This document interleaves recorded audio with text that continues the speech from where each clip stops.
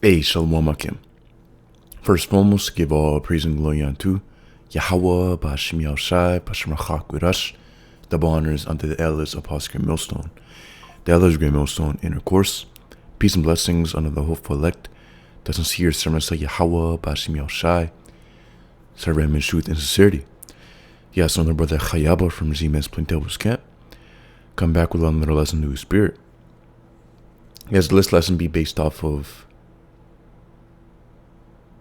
while the world is continuing to talk about negotiations, ceasefires, and keeping shipping lanes open,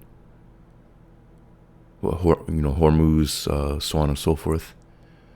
Well, the scriptures tell us how we are still in a time of war and rumors wars, distressing nations, and war being prepared. So to start it off, it says Matthew chapter 24, 6 through 8. And ye shall hear wars, rumors of wars. See that ye be not troubled, for all these things must come to pass, but the end is not yet. For nation shall rise against nation, and kingdom against kingdom, and there shall be famines, and pestilences, and earthquakes, in divers places. All these are the beginning of sorrows. So yeah, all the news that we see across the internet is not just random. No, Yahushua spoke about these things. Yahushua spoke about wars and rumors of wars. So when we go into Iran, Israel, the U.S., Lebanon, Hezbollah, it all fits prophecy.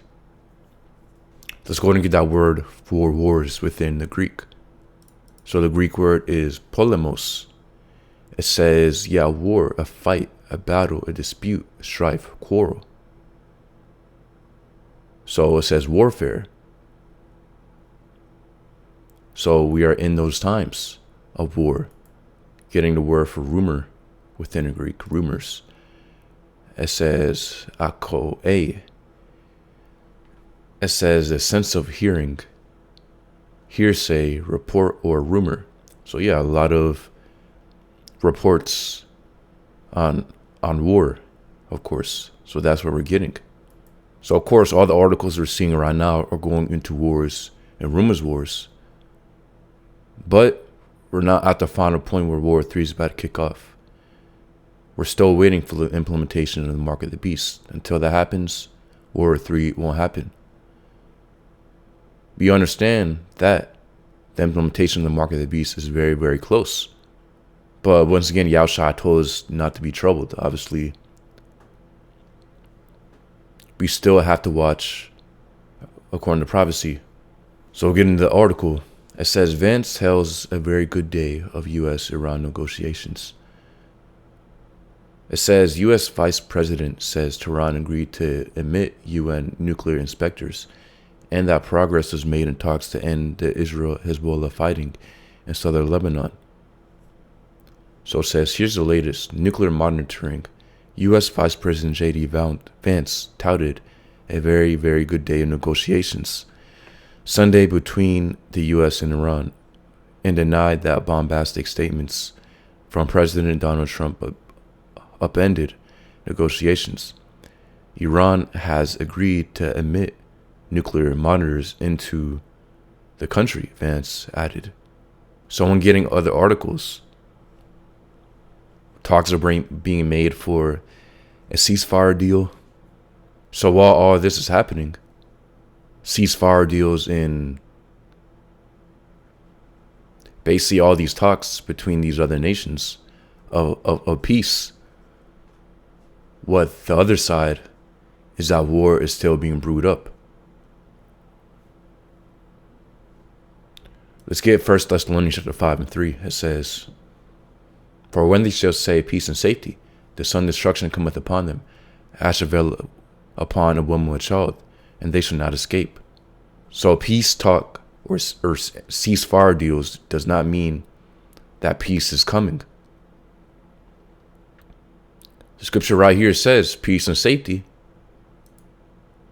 Getting the word for peace within the Greek. It says irene. It says a state of national tranquility, exemption from the rage and havoc of war. Peace between individuals, i.e. harmony, concord. The point is that it's not going to happen.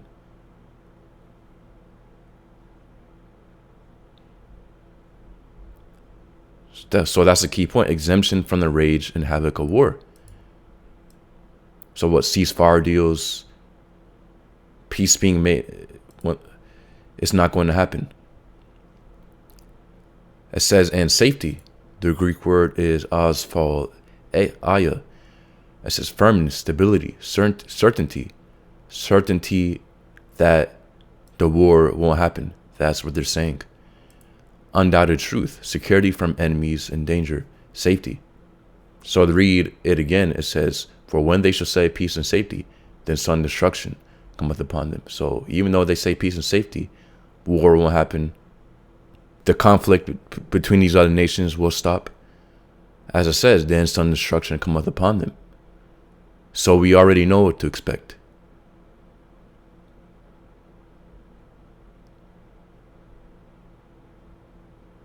The ones who the Lord has chosen won't be deceived by, once again, these talks of peace and safety, because we know that sudden destruction cometh upon them.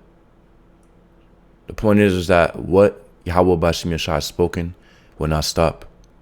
So when they speak about ceasefires,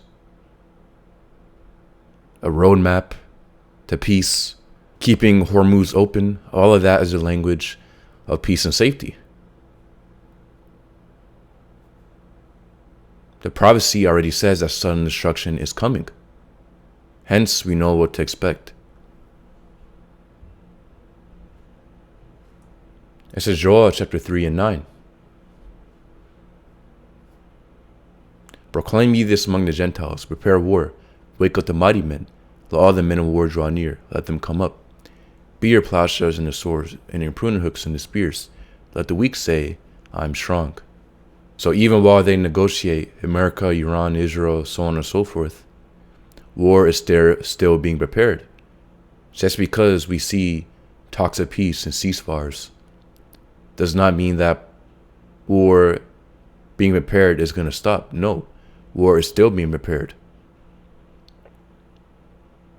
The production of the nuclear missiles aren't going to stop. They're only going to increase, even though these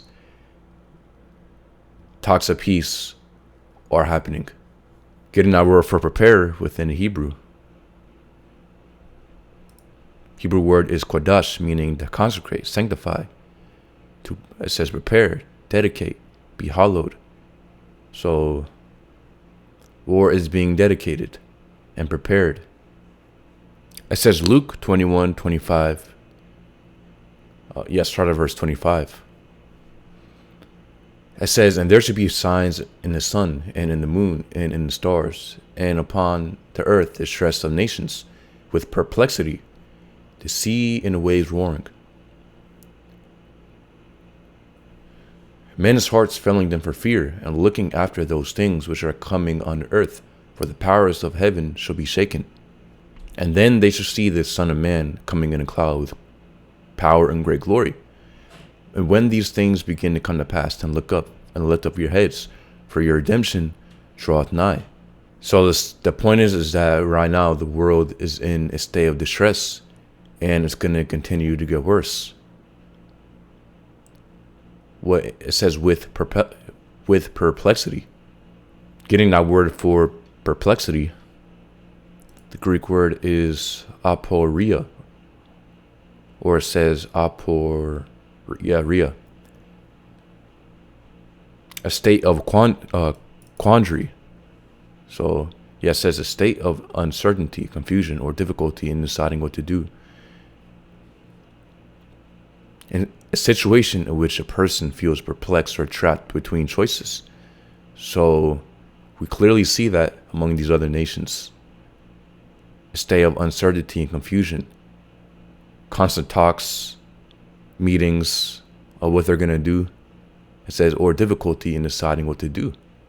Right now we see the talks of peace and avoiding what's already prophecy, which is sudden destruction. It won't happen. As the scripture says, they shall not escape. So with all of the conflicts and the things that Yahushua spoke about within Matthew chapter 24, 6 through 8, wars, rumors, wars, famines, pestilences, earthquakes, the nations are in a state of perplexity and distress, and it's only going to get worse.